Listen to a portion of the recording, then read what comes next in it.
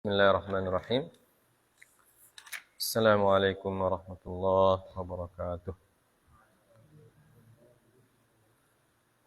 Alhamdulillahi rabbil alamin. Wa bihi nasta'inu ala umuri dunya wad din. Wa ashhadu an la ilaha illallah wahdahu la syarika lah. Wa ashhadu anna Muhammadan abduhu wa rasuluhu la nabiyya ba'dah.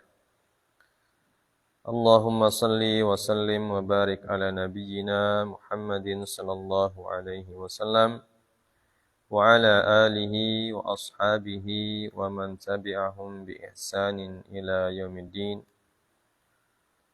Allahumma rabbana shrah sudurana wa yassir umurana wahlul 'uqdatam min alsinatina.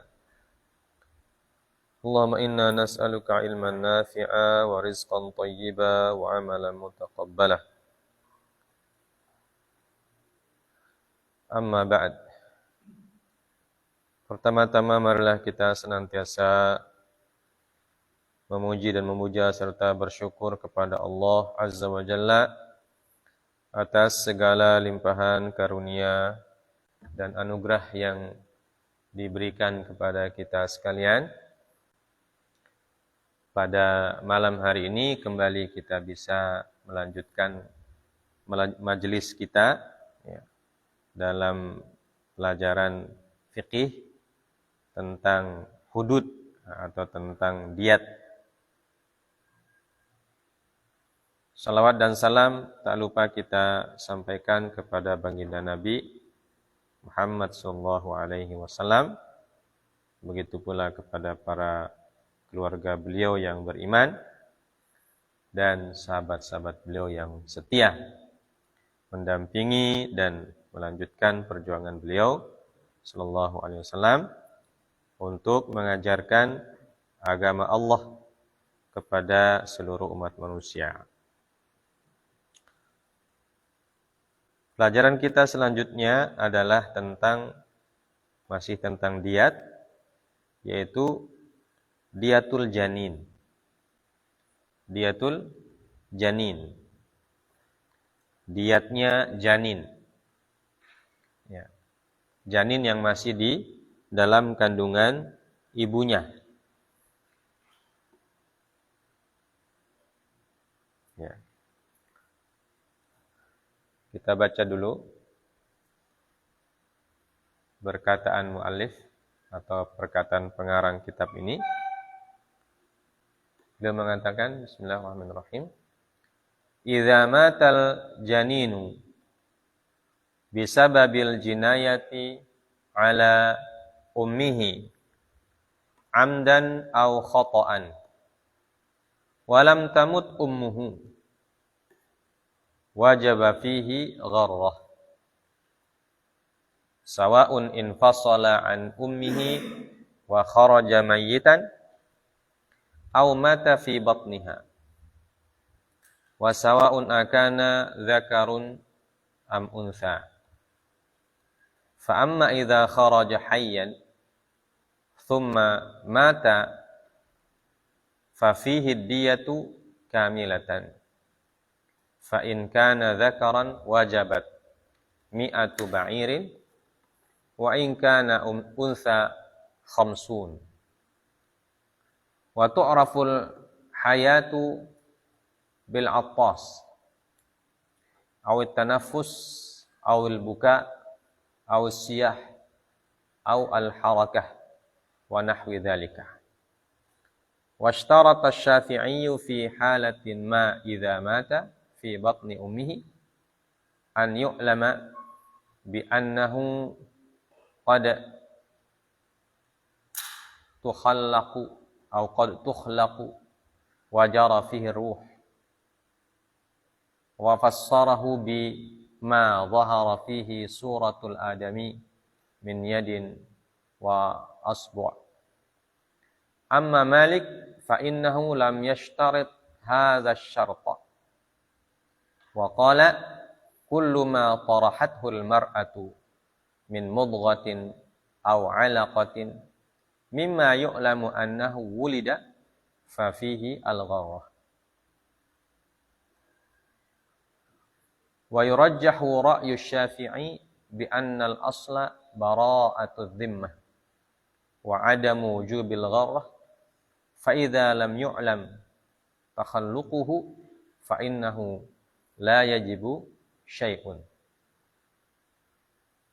Ya.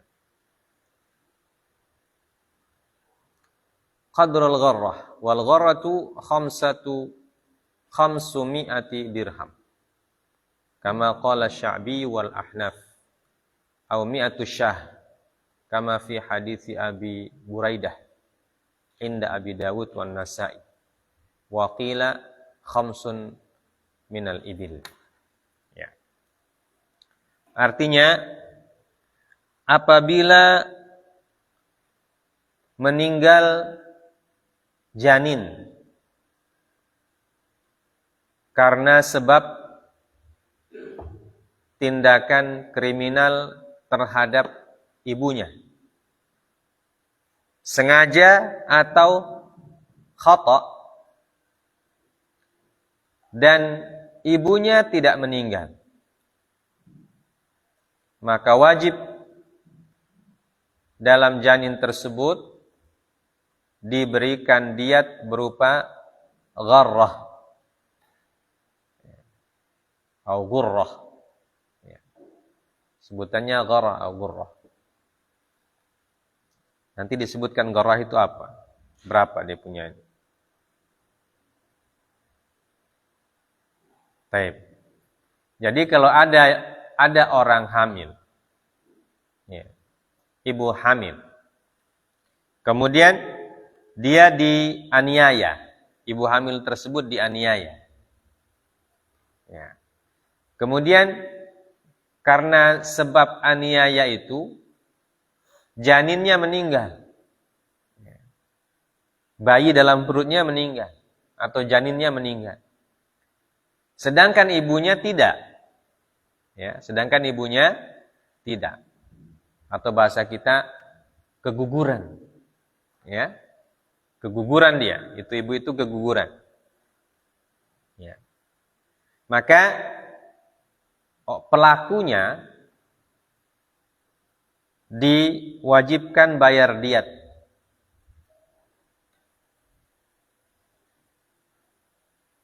Yaitu al-gharrah. Al-gharrah ini arti sebenarnya adalah al-abd as-saghir, yaitu budak kecil, budak yang masih kecil. Walaupun di sini disebutkan al-gharatu min kulli syai' anfasuhu. Al-gharah juga berarti yang paling berharga dari sesuatu. Ya. Dan nanti ada harganya, ada ukurannya nanti di poin selanjutnya. Ya, kita baca dulu ininya. Ya. Sawa'un infasala an ummihi wa kharaja mayitan aw mata fi batniha. Ya. Jadi sama saja hukumnya apakah janin itu meninggal di dalam perut atau meninggal setelah gugur atau setelah keluar. Ya. Paham ini? Jadi janin bisa ada dua kemungkinan. Ketika keguguran ibunya, dua kemungkinannya. Pertama, dia meninggal dalam perut kemudian gugur. Atau yang kedua, dia perut kemudian meninggal. Ya.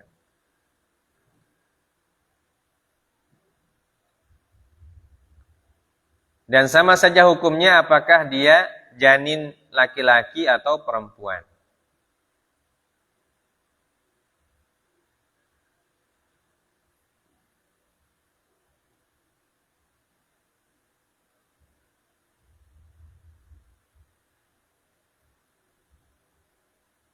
Ya. Janin laki-laki atau perempuan. Ya. Jadi ini janin yang meninggal ketika keguguran. Bisa meninggal dalam perut, bisa meninggal dalam perjalanan dia gugur. Janin.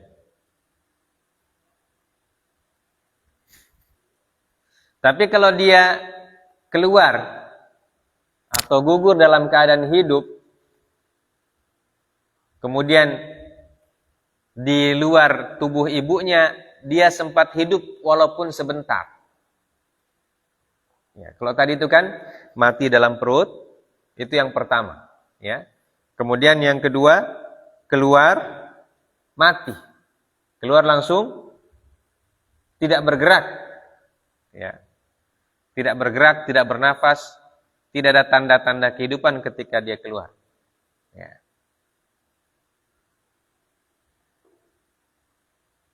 Bisa dicek kalau dia mati dalam perut kan bisa dicek sekarang pakai alat. Ya. USG itu bisa diketahui apakah janinnya di dalam perut itu masih hidup atau sudah meninggal. Itu sudah bisa diketahui. Ya. Nah, kalau dia keluar, kemudian sampai di alam semesta ini, dia masih hidup.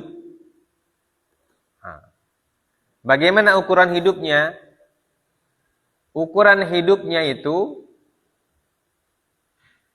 bisa beberapa tanda. Salah satu di antara tandanya adalah bersin. Jadi begitu dia keluar, janin tersebut, setelah dianiaya ibunya, dia keluar, kemudian bersin satu kali saja. Ya, maka berarti dia dihitung hidup setelah lahir. Ya, lahirnya masih dalam keadaan hidup. Kalau yang tadi mati itu, begitu sampai tidak ada nafas. Ya. Begitu sampai di luar sudah tidak ada nafas. Berarti dihukumi meninggal. Nah, itu meninggalnya apakah di dalam perut atau dalam perjalanan keluar? Nah, itu bisa dicek. Ya. Tapi kalau yang ini yang kita bahas ini, janin itu keluar, kemudian dia sempat bersin satu kali. Berarti itu dihitung hidup di dunia. Nah, dihitung hidup di dunia. Kemudian meninggal. Dan sebab meninggalnya adalah penganiayaan yang diterima oleh ibunya. Na'udzubillah. Atau tanda selanjutnya bernafas. Dia lahir masih bernafas. Nah, kalau bernafas itu kan kedengaran jantungnya, ada detak jantungnya itu. Ya. Kemudian meninggal. Atau menangis. Atau teriak. Woi. Lahir panggil bapaknya. Nah, pokoknya teriak, melengking lah begitu ya. Karena ada bayi yang lahir tidak menangis tapi kedengaran lengkingan suaranya. Gitu. Ya. Atau bergerak. Ada gerakan tangannya atau gerakan kakinya atau gerakan kepalanya. Ya. Walaupun itu mungkin cuma 1 atau 2 kali gerakan saja ketika dia sudah sampai di alam semesta ini. Ya. Nah itu dihitung hidup. Ya. Nah kalau dia hidup seperti itu, diatnya apa? Diatun kamilah. Ya. Diatnya kamilah, bukan garrah lagi. Tapi kamilah, diat yang sempurna. Ya, kalau dia laki-laki maka 100. Ya, kalau dia perempuan, nah, maka di situ khilaf. Ada yang mengatakan 50. Ya. Ada yang mengatakan sesuai dengan sama seperti laki-laki, seperti yang kita sudah sebutkan pada pertemuan sebelumnya. Ya. Jadi itu bagi janin yang ketika ibunya dianiaya, kemudian dia lahir belum pada waktunya. Ya, belum pada waktunya. Ya. Jadi kalau dia meninggal dalam perut, kemudian gugur, nah, berarti diatnya adalah gharrah. Ya. Begitu juga kalau dia lahir, begitu lahir langsung tidak ada tanda kehidupan. Nah, itu juga diatnya gharrah.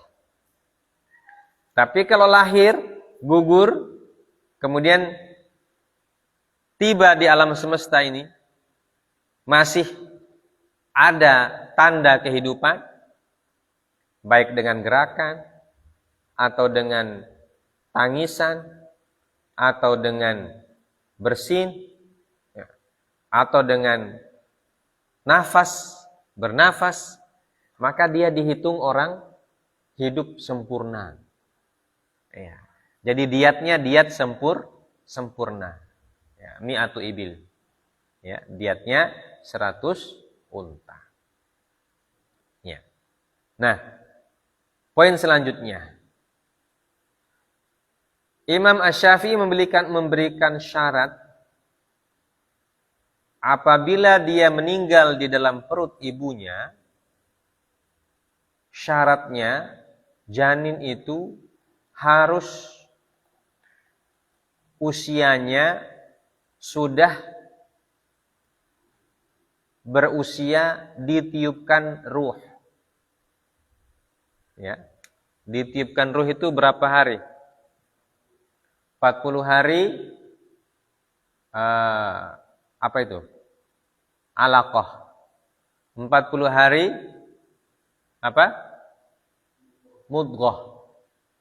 40 hari lagi 40 hari nutfah. Ya. 40 hari pertama nutfah. 40 hari kedua alaqah. 40 hari ketiga mudghah. Di mana ditiupkan ruhnya?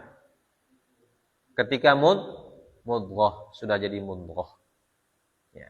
Berarti 120 hari. Ya. 40 kali 3 120. Bahasa kesehatannya trimester. Ya, trimester yang pertama. Karena orang hamil itu kan trimester. 3 kali trimester. Trimester pertama, trimester kedua, trimester ketiga. Ya, trimester yang pertama itu 120 hari itu. Ya. Jadi janin itu ditiupkan ruhnya pada akhir trimester yang pertama masuk trimester yang kedua. Ya. 120 hari berarti 3 bulan ya. Ya, sekitar 3 bulan. 3 bulan pertama. Ya. Masuk 3 bulan yang kedua. Karena kalau 3 bulan kan 30, 90. Ya. 100 berapa hari? 4 bulan ya, bukan 3 bulan. 4 bulan ya. 120 hari berarti 4 bulan kan? 4 bulan atau 3 bulan 110 hari? 1 bulan berapa hari? 30. Kalau 2 bulan? 2 bulan berapa? 2 bulan berapa hari? 60. Kenapa jadi 40? 3 bulan 90 hari. 4 bulan 120 hari. Ya, jadi ditiupkan ruh itu trimester yang kedua. Ya, masuk trimester yang kedua hitungannya secara ilmu kesehatan. Sudah 120 hari. Ya, 120 hari 4 bulan. Nah, syaratnya kata Imam Syafi'i rahimahullahu taala, janin yang bisa dibayarkan diatnya itu dia sudah juriya fihi ruh, atau sudah ditiupkan ke dalamnya ruh. Wa fassarahu bima dhahara fihi suratul adami min yadin wa usbu'. Dan kapan ditiupkan ruh? Ketika janin itu sudah memiliki bentuk. Ya. Janin sudah berbentuk orang. Ya. Pertama yang keluar adalah tangannya. Ya. Jadi janin itu kan dari proses. Kalau kita lihat proses janin itu, ya. Pertama yang kelihatan tangan. Ya. Cabang yang mau jadi tangan itu. Nanti lama-lama memanjang seterusnya gitu.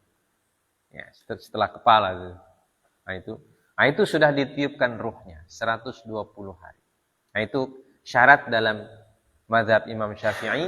Jadi janin yang bisa dibayarkan atau diberikan fidyah, bukan fidyah, diat, ketika dia gugur dari perut ibunya atau meskram bahasa kita, nah itu sudah 120 hari.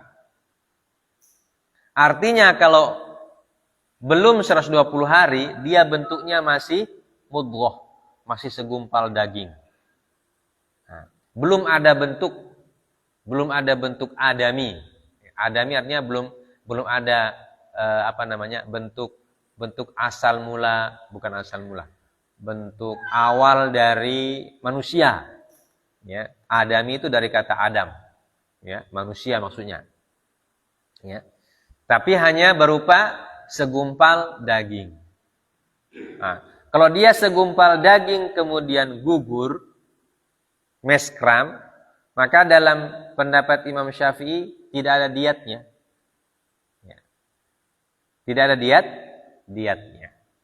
Karena tidak bisa dikategorikan sebagai janin.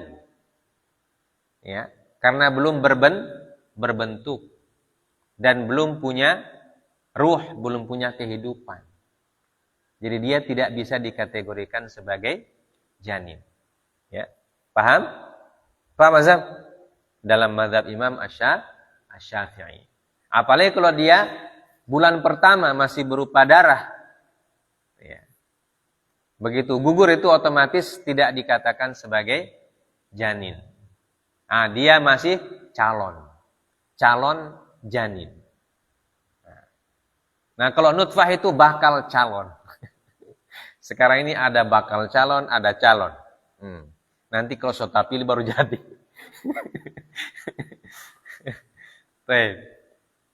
Jadi kalau dia nutfah, kalau nutfah kan masih cairan, gumpalan cairan begitu. Nah, jadi ketika sel sperma ayah bertemu dengan sel telur ibu, ya, dia akan membelah, ya, seperti istilah biologinya, akan terjadi pembelahan sel, ya, pembelahan sel itu lama-lama menjadi gumpalan darah, ya, setelah gumpalan darah baru menjadi gumpalan daging, namanya mudghah. Setelah jadi gumpalan daging itu baru mulai muncul tanda-tanda mana yang mau jadi tangan, mana yang mau jadi kaki. Nah, kalau sudah muncul tanda-tanda begitu, dalam mazhab Imam Syafi'i sudah boleh dikatakan janin. Ya, karena ketika itulah ruh sudah mulai ditiupkan. Ya, jadi sudah mulai ada detak jantungnya. Ya, kalau sebelum 120 hari itu belum ada detak jantung. Ya, makanya kalau kita pergi ke dokter kan bulan-bulan pertama itu belum ada detak jantung. Nanti masuk trimester kedua gitu di USG sudah ada detak jantungnya. Ya, janin itu karena sudah ditiupkan ruh. Nah, itu syaratnya dalam mazhab Imam Syafi'i, janin yang boleh dibayar diatnya kalau dia sudah ditiupkan ruh. Sedangkan mazhab Imam Malik, beliau tidak mensyaratkannya. Ya, tidak mensyaratkan ditiupkannya ruh. Artinya, apapun yang keluar dari perut ibu yang hamil, ya, baik itu segumpal daging atau segumpal darah, yang penting ditahu dia hamil. Ya. Yang penting ditahu dia hamil. Dan untuk mengetahui orang hamil kan gampang saja. Ya. Yang penting dia hamil. Walaupun belum ditiupkan ruh. Nah, ketika meskram akibat penganiayaan, maka apabila ibu itu tidak meninggal, tapi cuma keguguran saja, maka pelaku penganiayaan tersebut tetap wajib dihukum dengan membayar diat, yaitu gharrah. Ya, bayar diatnya adalah gharrah. Ya. Nah, itu pendapat Imam Malik. Jadi yang penting ibu hamil, mau dia hamil 1 minggu kah, 2 minggu kah? Ya. Karena ibu hamil apalagi sekarang kan cepat dideteksi. Ya. Cepat dideteksi sekarang dengan peralatan yang makin canggih, ya, apalagi atau dokter yang ahli, ya, 2 minggu sudah ditahu. Oh, ini usia kandungannya 2 minggu. Ya. Ada hitungan-hitungannya secara ilmiah. Ya. Jadi dokter bisa tahu kapan haid terakhir. Dari haid terakhir itu bisa dihitung. Oh, berarti ini 2 minggu dia punya usia janin. Nah, kalau 2 minggu itu masih bentuk nutfah. Masih bentuk nutfah. Ya. Karena nutfah itu kan 40 hari. Kalau 2 minggu berapa hari itu? 2 minggu. Kalau 2 minggu berapa hari? 14 hari. Saya kira 40 lagi. Ya, 2 minggu 14 hari. Ya. Jadi nanti 40 hari baru berubah jadi alaqah. Jadi selama 40 hari awal itu nutfah. Dalam proses perjalanannya masih nutfah. Nah, itu walaupun nutfah, ya, yang penting dia ditahu jelas hamil. Kalau dia keguguran. Nah, yang gugur apa? Otomatis darah. Ya. Otomatis keluarnya dalam bentuk darah. Ya. Maka dalam pendapat Imam Malik harus dibayarkan diatnya. Nah, dan pelakunya dihukum dan bayar diat itu. Ya. Wa yurajjahu ra'yu Syafi'i. Ya, di sini disebutkan dan pendapat Imam Syafi'i lebih rajih atau lebih unggul. Ya, lebih unggul. Alasannya annal asla bara'atu dhimmah wa 'adamu wujubil gharrah. Fa idza lam yu'lam takhalluquhu fa innahu la yajibu syai'. Ya. Karena pada asalnya bara'atu dhimmah. Bara'atu dhimmah itu bebasnya seseorang dari tuntutan. Ya. Ketika dia menyebabkan keguguran ibunya namun tidak diketahui apakah itu sudah janin karena masih berupa darah. Ya.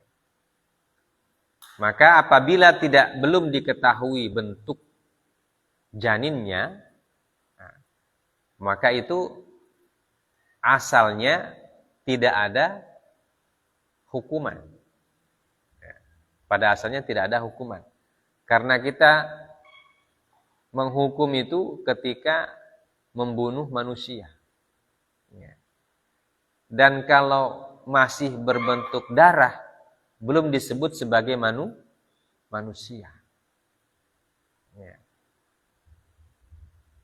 Dalam pendapat Imam Syafi'i, ya.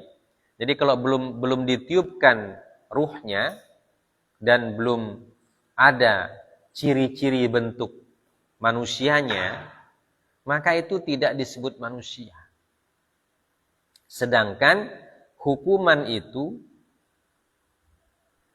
diberikan kepada orang yang membunuh manusia.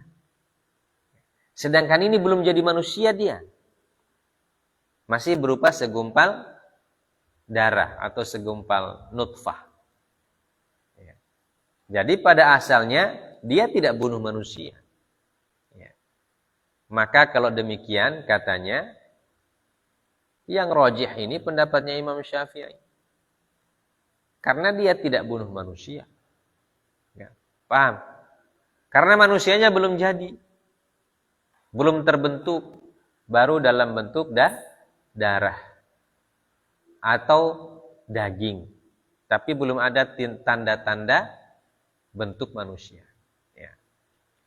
Nanti tanda-tanda bentuk manusia itu ada ketika ruhnya sudah ditiupkan.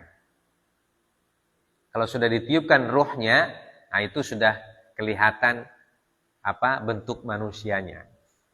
Sudah ada bagian-bagian yang mau jadi tangan, sudah ada bagian yang mau jadi kaki, sudah kelihatan itu.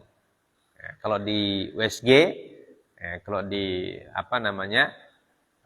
lihat dengan alat itu sudah kelihatan mana tangannya, mana yang mau jadi tangan, mana yang mau jadi kaki.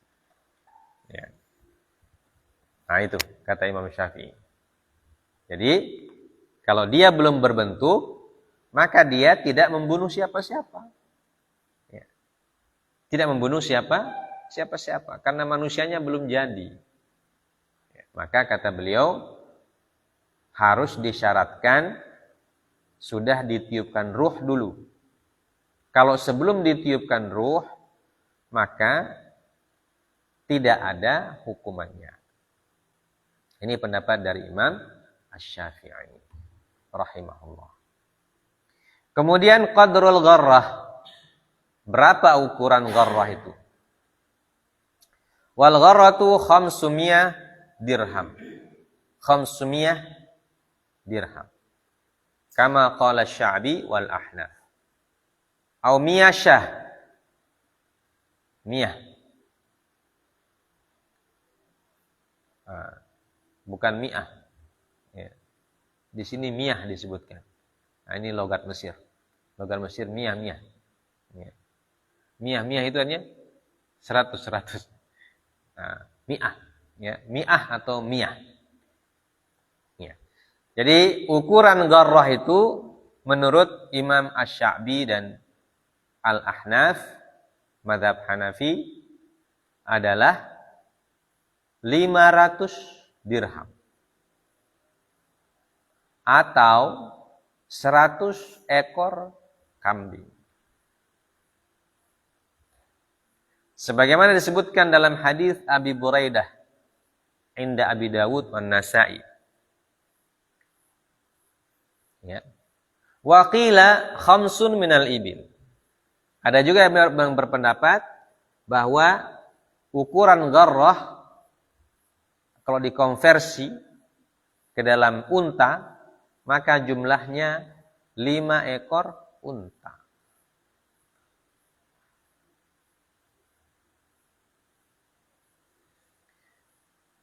Jadi ini harga daripada ghurrah. Ghurrah.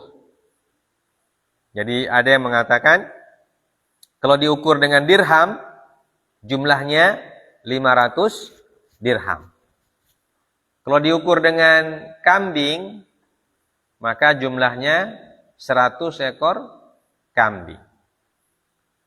Kalau diukur dengan unta jumlahnya 5 ekor unta. Hadisnya wa an Abi Hurairah radhiyallahu anhu anna Rasulullah sallallahu alaihi wasallam qada anna diyatal janini ghurrah abdun aw walidah. Dan diriwayatkan dari Abu Hurairah radhiyallahu taala anhu bahwasanya Rasulullah sallallahu alaihi wasallam menghukum atau memvonis atau memutuskan bahwasanya diyatnya janin adalah ghurrah. Dan ghurrah itu diterjemahkan abdun aw walidah. Seorang hamba sahaya yang laki-laki, au walidah, ya, hamba sahaya perempuan yang masih kecil. Ya, jadi budak masih kecil. Nah, itu apa namanya? Keputusan Nabi sallallahu alaihi wasallam. Bahwa kalau ada yang keguguran janin karena dianiaya oleh orang lain, maka orang yang menganiaya itu diwajibkan membayar diat. Dan diatnya ghurrah. Nah, ghurrah itu satu orang budak kecil, baik laki-laki ataupun perempuan. Wara Malik an Ibnu Syihab an Sa'id bin Musayyib anna Rasulullah sallallahu alaihi wasallam qada fil janini yuqtalu fi batni ummihi bi ghurratin abdun aw walidah. Faqala alladhi qada alaihi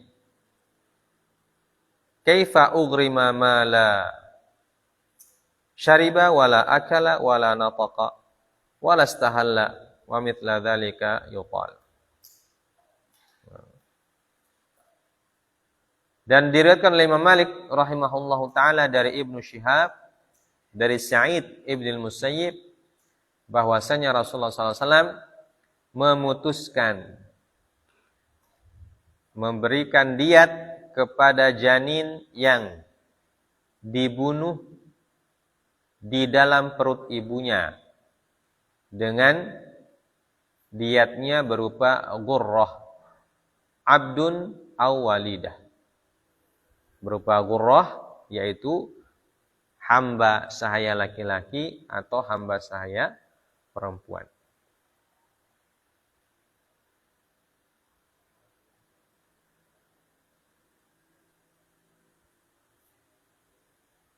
Ya.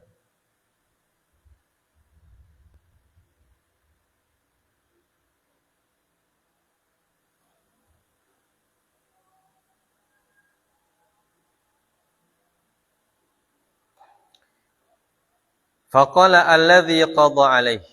Faqala alladhi qudiya alaih. Kaifa ugrima ma la syariba wala akala wala nataqa wala istahalla.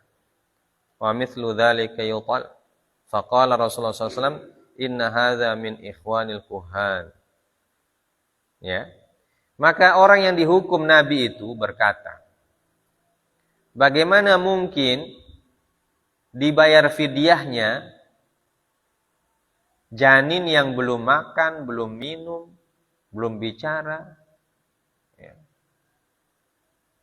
Maka Rasulullah SAW mengatakan, inna hadza min ikhwanil kuhan. Ya. Orang seperti ini termasuk saudaranya peramal. Ya. Apa maksudnya? Karena dia sudah meramalkan itu bayi. Ya. Dia meramalkan ini bagaimana caranya kita membayar fidyahnya orang yang tidak makan, tidak minum, tidak apa-apa. Ya. Artinya dia yakin kalau begitu tidak akan jadi manusia dia. Ya. Cuma darah apa semua itu. Maka Nabi mengatakan, dari mana kamu tahu kalau dia tidak jadi manusia nanti? Nah, itu berarti kamu meramal katanya. Paham ya? Berarti kamu meramal, kamu sudah tahu dia tidak jadi manusia. Nah, itu menunjukkan bahwa bayi yang dihukum diberikan diat oleh Nabi SAW itu belum punya ruh. Karena dia bilang belum makan, belum apa. Ya. Nabi bilang karena dia sudah dalam perut ibunya tetap dihitung sebagai bayi. Nanti masalah dia hidup atau mati itu urusan Allah, bukan urusan kamu. Yang penting kelakuanmu sudah jelas. Ya. Kamu yang menganiaya sehingga janin itu gugur. Nah, maka hukumannya berdasarkan apa yang dilakukan, bukan berdasarkan apa yang akan terjadi di kemudian hari. Ya.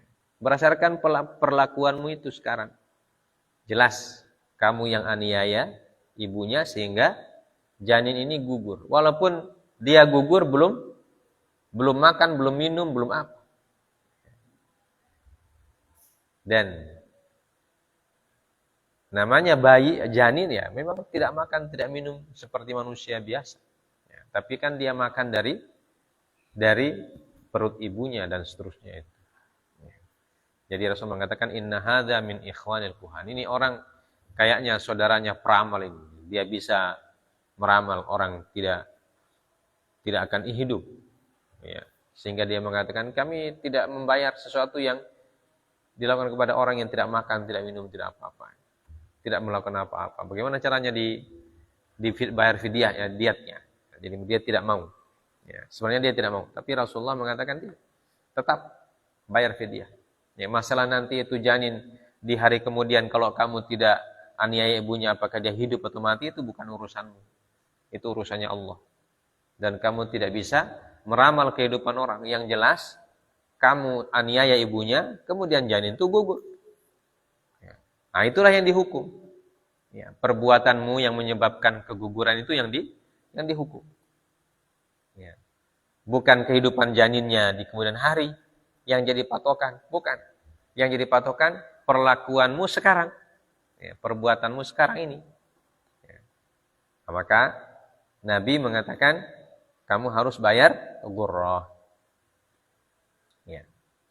Hadza binisbati li janinil muslimah. Amma janinid dhimmiyah faqad qala sahibu bidayatil mujtahid qala Malik wa Syafi'i wa Abu Hanifah fihi usyru diyati ummihi. Lakin Abu Hanifah ala aslihi fi anna diyatad dhimmi diyatul muslim. Wa Syafi'i ala aslihi fi anna diyatad dhimmi thuluthu diyatil muslim. Wa Malik ala aslihi fi anna diyatad dhimmi nisfu diyatil muslim. Ya. Jadi diat yang seperti yang kita sebutkan tadi, kalau janin yang meninggal, ya, tidak menunjukkan kehidupan sama sekali, diatnya adalah ghurrah, yaitu satu orang budak, laki-laki atau perempuan. Sedangkan kalau janinnya itu adalah janin orang dhimmi. Ya, kalau tadi janinnya muslimah, artinya ibunya muslim. Ibunya beragama Islam. Ya. Bagaimana kalau ibunya beragama dhimmiyah? Ya, beragama non muslim, tapi dhimmi. Ya, kafir dhimmiyah. Berkata sahibu bidayatul mujtahid, yaitu Imam Ibn Rushd dalam kitab beliau Bidayatul Mujtahid, beliau menukilkan bahwa dalam masalah janin itu ibunya adalah seorang dhimmi, maka berkata Imam Malik, Syafi'i dan Abu Hanifah fihi usyru diyati ummihi. Ya, fihi usyru diyati ummihi. Jadi diatnya adalah 1/10 diat ibunya. Ya. Kalau diatnya dhimmiyah itu berapa kemarin? Setengah dari diatnya muslimah. Ya. Setengah diatnya muslimah. Kalau diatnya muslimah berapa? 50. Setengahnya berarti 25. Nah, kalau ibunya dhimmiyah, kemudian bayinya yang meninggal karena dianiaya, maka menurut Malik, Syafi'i dan Abu Hanifah, diatnya itu 1/10 dari diat ibunya. Jadi 1/10 dari 25. Ya. 1/10 dari diat ibunya. 1/10 dari diat ibunya. Nah, ini disepakati, 1/10-nya disepakati. Tapi berapa jumlah realnya? Jumlah kenyataannya berapa? Nah, itu yang disebutkan fi anna diyatadz dhimmi diyatul muslim. Jadi dalam masalah ini ada dua cabang pendapat, ya. Pertama, mereka sepakat diatnya janin dari seorang dhimmiyah 1/10 diat ibunya. Itu sepakat 1/10-nya. Paham? Nah, ketika ditanya berapa itu 1/10-nya, dihitung dari mana 1/10-nya? Maka di sini mereka berbeda lagi. Ya, menurut Imam Abu Hanifah bahwa diatul dhimmi diatul muslim. Ya, diatnya seorang dhimmi sama dengan diatnya muslim. Berarti kalau 1/10 maksudnya berapa? Jadinya 10. Paham?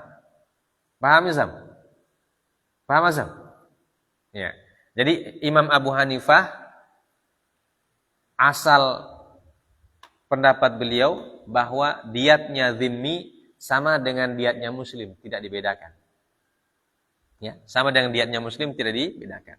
Berarti kalau janin dari ibu yang dhimmi 1/10-nya sama dengan 10. Karena tidak ada bedanya antara muslim dan dhimmi. Sama-sama 100. Ya. Diatnya sama-sama 100 dalam mazhab Abu Hanifah. Ya. Dalam mazhab Abu Hanifah, diatnya dhimmi dan diatnya muslim sama-sama 100. Berarti kalau janin 1/10 dari diat ibunya berarti 1/10 dari 100. Maka jumlahnya 10. Wa Syafi'i ala aslihi fi anna diyatadz dhimmi thuluth diatil muslim. Ya. Jadi 1/10-nya Abu Hanifah sama dengan 10 ekor. Nah, 1/10-nya Imam Syafi'i berapa? Tidak 10. Karena beliau mengatakan bahwa diatnya dhimmi 1/3 diat muslim. Ya, 1/3 diatnya muslim. 1/3 berarti berapa? Dari 100 jadi 33. Nah, kalau janin berarti 1/10 dari 33. 33 bagi 10 lagi. Berapa 33 bagi 10? Hah? Usyur. 33 bagi 10. Berapa? 3,1. Ya. Atau 3,3. Ya. Paham Zam? Nah, itu asalnya Imam Syafi'i berarti 3,3 ekor. Jadi lebih banyak siapa? Lebih banyak Abu Hanifah. Karena Abu Hanifah hitungnya 1/10 dari 100. Ya. Nah, kalau Imam Syafi'i 1/10 dari 33. Nah, kalau Imam Malik diatadz dhimmi nisfu diatil muslim. Ya, jadi diatnya dhimmi itu setengah diatnya muslim. Jadi hitungnya dari 1/10 dari 50. Jadi mereka sepakat 1/10-nya. Tapi 1/10 dari berapa itu mereka berbeda pendapat. Ya. Jadi ada yang mengatakan 1/10 dari 100, ada yang mengatakan 1/10 dari 33, ada yang mengatakan 1/10 dari 50. Ya, jadi yang penting 1/10-nya. Ya. Nah ini diatnya dhimmiyah. Ya, kalau diatnya muslimah tadi itu ghurrah. Ya. Ghurrah. Diatnya muslimah adalah ghurrah. Baik. Ala man tajib. Nah, ini diwajibkan kepada siapa membayar diat janin itu? Qala Malik wa ashabuhu wal Hasan al-Basri wal Basriyun tajibu fi malil jani. Wa dhahabat al-Hanafi wa Syafi'iyah wal Kufiyun ila annaha tajibu 'alal aqilah li'annaha jinayatu khata' fawajabat 'alal aqilah. Wa ruwiya an Jabir radhiyallahu anhu anna Nabi sallallahu alaihi wasallam ja'ala fil janini ghurratan 'ala aqilati dharib wa bada'a bi zawjiha wa waladiha. Ya. Jadi siapa yang membayar? Dalam pendapat Imam Malik dan murid-murid beliau dan juga Imam Hasan Al-Basri dan orang-orang ulama dari Basrah, mereka mengatakan diat diwajibkan dibayar dari hartanya pelaku. Harta pelaku artinya harta yang orang yang menganiaya. Hartanya orang yang menganiaya itu. Ya. Dia yang wajib membayar. Ya. Itu pendapat yang pertama. Pendapat yang kedua, menurut Imam Abu Hanifah dan Imam Asy-Syafi'i dan para ulama dari Kufah menjelaskan bahwa wajib dibayar oleh al-aqilah. Al-aqilah artinya apa artinya al-aqilah? Al-aql lalu sudah jelas. Hah? Unta. Hah? Aqilah di sini maksudnya apa? Wali. Ya. Maksudnya walinya pelaku. Jadi bukan pelakunya yang wajib membayar saja, tapi juga diwajibkan juga kepada walinya. Al-aqilah. Kenapa? Karena jinayah khata. Dihukumi sebagai penganiayaan yang kategorinya khata. Nah, kalau kategorinya khata, maka yang diwajibkan membayar juga adalah al-aqilah. Ya, karena dia khata, ya. Kalau dia amdan, nah, maka diwajibkan atas harta dari pelaku. Berdasarkan apa yang diriwayatkan oleh Jabir radhiyallahu taala anhu, bahwasanya Nabi sallallahu alaihi wasallam ya memutuskan memberikan diat kepada janin yang meninggal dengan membayar atau menyerahkan satu ghurrah, satu orang budak laki-laki atau perempuan masih kecil, ala aqilatid dharib. Ya. Dan beliau wajibkan kepada aqilatid dharib, kepada wali dari orang yang memukul itu. Wa bada'a bi zawjiha wa waladiha. Ya. Dan Rasulullah sallallahu alaihi wasallam memulai meminta pembayaran dari zauj, ya, dari suami perempuan tersebut. Jadi yang memukul ini sama-sama perempuan, ya. Jadi orang yang pertama yang diambil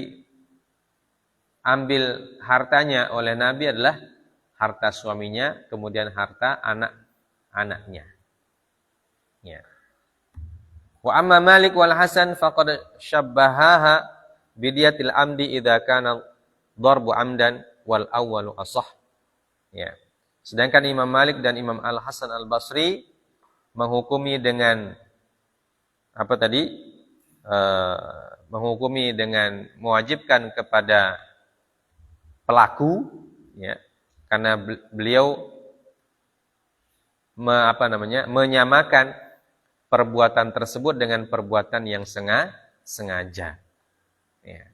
Jadi karena dia sengaja memukul, maka otomatis hukumannya sengaja. Nah, kalau sengaja berarti dia yang bayar sendiri, ya, tidak dibantu oleh keluarganya, tidak dibantu oleh walinya, karena dia yang melakukannya, maka dihukumi dia sengaja. Ya. Tapi Imam Syafi'i menghukuminya khata. Kenapa dihukumi khata? Karena yang dia pukul ibunya, tapi yang meninggal bayinya. Ya. Jadi salah dia, tak salah pukul. Nah, yang dipukul ibunya, yang meninggal bayinya. Maka dihukumi khata dalam mazhab Syafi'i. Ya. Karena melihat sebab dan akibatnya. Ya. Sebabnya itu dia pukul ibunya. Dia tidak dihukumi memukul janinnya. Ya. Dihukumi memukul ibunya. Akibatnya janinnya yang meninggal. Berarti antara sebab dan akibat agak menyimpang. Ya. Memukul ibu, meninggal bayi. berarti dihukumi khata. Nah, kalau Imam Malik tidak, dilihat dari sisi perbuatannya. Perbuatannya sengaja atau tidak? Sengaja. Berarti kalau dia sengaja memukul, entah yang meninggal itu ibunya atau meninggal bayinya, sama saja. Yang jelas pukulannya sengaja. Ya, pukulannya sengaja. Maka kalau dia pukulannya sengaja, maka yang dibebankan untuk membayar itu adalah pelakunya sendiri. Ya, tidak dibebankan kepada walinya. Ya. Sampai sini paham? 6. Waliman tajib. Ya. Dhahabatil malikiyat wa syafi'iyat wa ghirum ila anna diyatal janin tajibu liwarathatihi ala mawarithihim asy-syar'iyyah. Wa hukmuha hukmu diyah fi kauniha mawruthah. Wa qila hiya lil li'anna al-janin ka'udwin min a'dha'iha fatakunu diyatuhu laha khassah. Ya. Nah, kalau diatnya itu diberikan ke siapa diatnya? Ya. Diberikan ke siapa diatnya? Nah, menurut pendapat Imam Malik dan Imam Syafi'i, diatnya diberikan kepada ahli warisnya. Ya. Jadi janinnya meninggal, kemudian pelaku atau keluarga pelaku bayar dia punya diat, nah diatnya itu menjadi milik siapa? Ya. Maka Malik dan Syafi'i rahimahumullah mengatakan bahwa diat itu milik ahli waris dari janin tersebut. Ya. Jadi ahli waris berarti ya buat ibunya, ya buat bapaknya, ya buat saudaranya kalau ada saudaranya. Ya. Jadi semuanya dapat. Dari diat itu semuanya dapat. Kenapa? Karena misalkan sebagai warisan. Ya. Jadi kalau ada orang yang meninggal kemudian meninggalkan warisan, berarti warisannya dibagi kepada ahli waris yang ada. Ya, apakah itu ibunya, saudaranya, bapaknya dan sebagainya. Ya. Nah, pendapat yang kedua yang mengatakan diatnya itu khusus untuk ibunya saja. Ya. Tidak dibagikan ke ahli waris yang lain. Ya. Apa alasannya? Alasannya karena janin bagian dari tubuh ibu. Ya. Bagian dari tubuh ibu. Jadi, kalau bagian dari tubuh ibu, maka yang berhak menerimanya cuma ibu saja. Ya. Paham ya? Jadi pendapat pertama mengatakan bahwa yang berhak menerima diat itu seluruh ahli waris yang berhak. Ya, jadi ada ibunya, ada bapaknya. Ya. Ada saudaranya juga. Ya, itu berhak semua. Karena apa? Karena dia dihitung sebagai harta warisan. Ya, jadi kalau dia dihitung sebagai harta warisan, maka diberikan kepada ahli waris yang berhak menerima. Ya. Pendapat kedua mengatakan tidak. Hanya diberikan kepada ibunya saja. Ya. Melihatnya dari mana? Bukan dari sisi harta warisan, tapi dari sisi bahwa janin tersebut selama dia belum keluar, ya, atau belum hidup tadi yang dimaksudkan, ya, belum ada kehidupannya, maka dia masih termasuk dari bagian dari tubuh ibunya.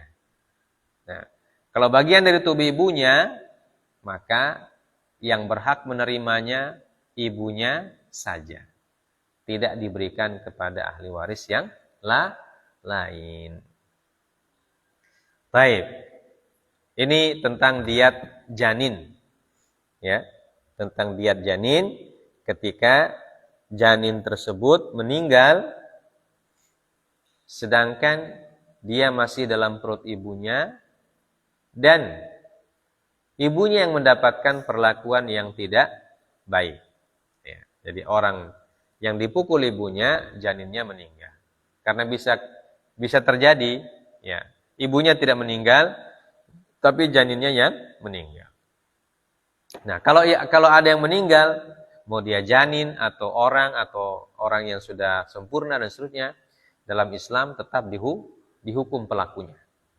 Ya, pelakunya tetap dihukum. Nah, hukumnya apa? Dengan membayar diat. Nah, diatnya seperti yang tadi kita sebutkan. Ya. Baik.